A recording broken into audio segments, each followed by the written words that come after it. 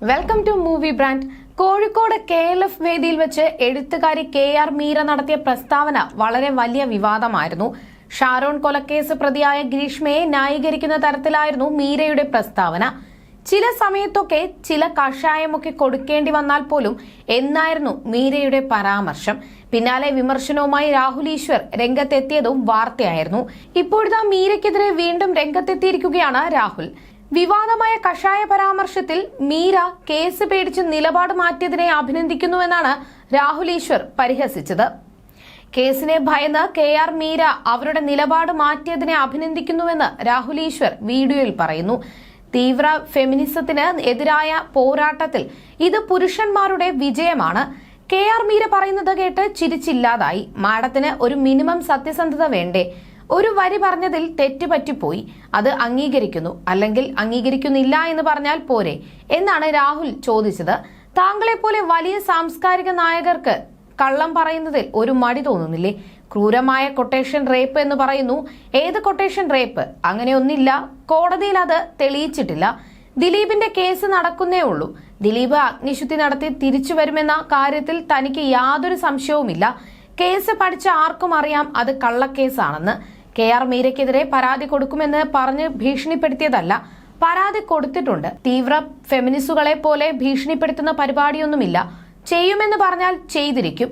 പുരുഷ വിരോധികളും തീവ്ര ഫെമിനിസ്റ്റുകളുമായ സിസ്റ്റം അതിലെന്ത് ചെയ്യുമെന്ന് അറിയില്ലെന്നും രാഹുൽ ഈശ്വർ പറഞ്ഞു.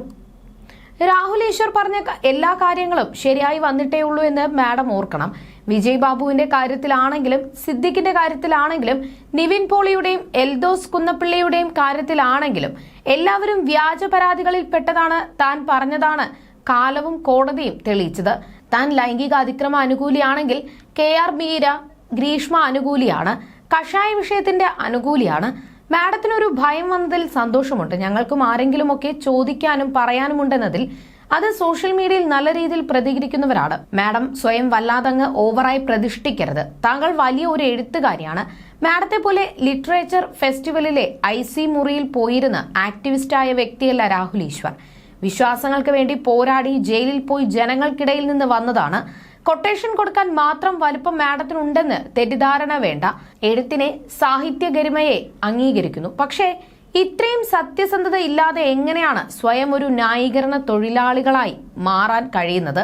മാഡത്തിന്റെ പ്രതികരണം പുരുഷന്മാരുടെ വിജയം. മരിച്ച ഷാരൂണിനെ കുറിച്ച് വഷളത്തരം പറയാൻ നാളെ ഈ തീവ്ര ഫെമിനിസ്റ്റ് നിലപാട് ഉള്ളവർ ഒന്നുകൂടെ ഒന്ന് ആലോചിക്കുമെന്നും രാഹുൽ ഈശ്വർ പറഞ്ഞു. അതേസമയം നടി ആക്രമിക്കപ്പെട്ട കേസിൽ ഒരു സമയത്ത് പറഞ്ഞത് ദിലീപ് 2016 ഉപയോഗിച്ച ഫോൺ കൊടുത്തോ എന്നാണ്.